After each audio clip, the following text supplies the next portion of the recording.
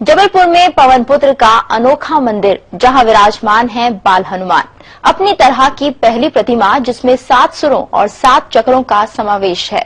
मान्यता है कि बाल हनुमान मौसम को नियंत्रित करते हैं। इन हनुमान जी के हाथ में गदा नहीं, सोटा है, इसलिए इन्हें सोटा वाले हनुमान जी भी कहा जाता है।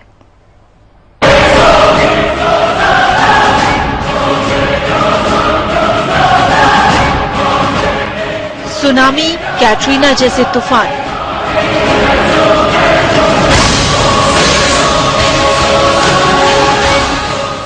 जहां आकर हो जाते हैं शांत।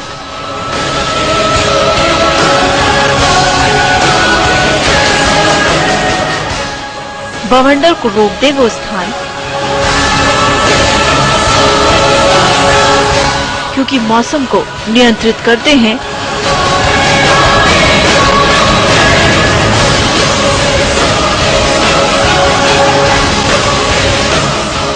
यहाँ सोटे वाले बाल हनुमान।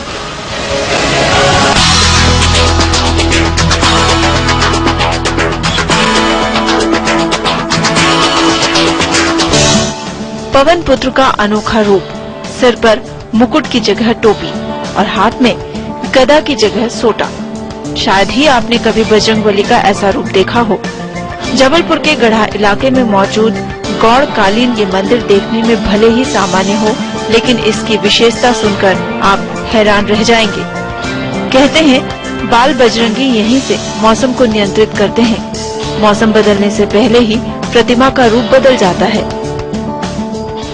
सोटा वाले हनुमान जी अपने कई रूप बदलते हैं और प्राकृतिक मौसम जो है, वर्षा होने वाली है, कोई बवंडर आने वाला है या अधिक गर्मी पड़ेगी, अधिक ठंड पड़ेगी, इस तरीके के अनुभव जो है हमें पहले से ही गढ़वासियों को करवा देते हैं। छोटा सा स्वरूप लेकिन काम बड़ा, शायद इसीलिए इन्हें पवनपुत्र कहा जाता है। मंदिर के प्रांगण में आते ही बड़े बड़े बवंडर बजरंगबली के सामने नतमस्तक हो जाते हैं। यूं भी कोई यहाँ रहे तो उसे हर वक्त हवा के भंवर नजर आएंगे। इस प्रांगण में हमेशा छोटे छोटे बवंडर उठते रहते हैं।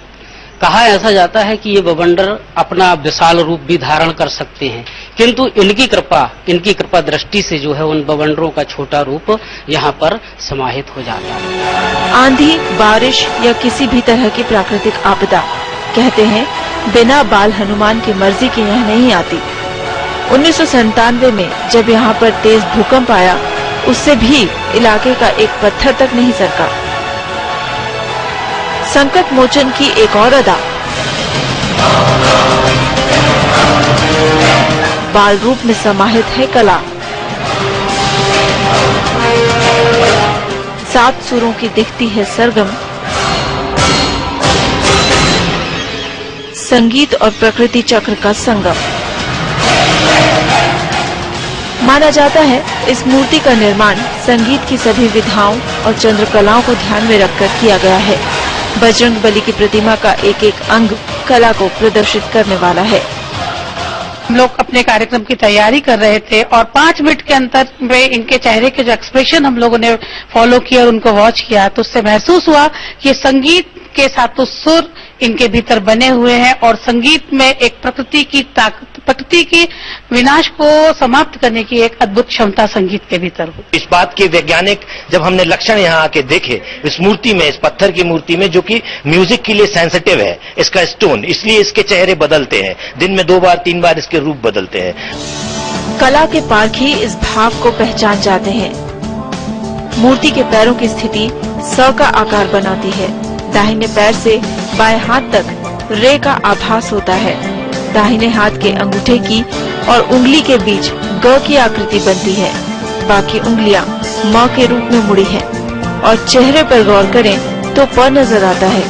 कोहनी से हाथ का घुमाव नी के आकार में है। लोगों का मानना है कि संगीत और मौसम के बीच जुड़ाव के वैज्ञानिक आधार रहे हैं।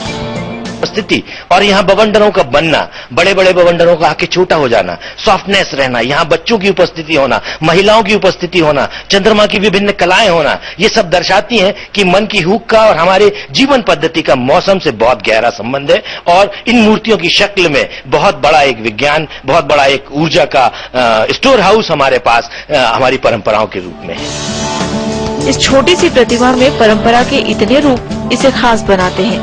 कहते हैं पवन पुत्र की ये प्रतिमा न सिर्फ अनूठी है बल्कि इकलौती ऐसी प्रतिमा है जिसे देखकर ही संकट टल जाते हैं।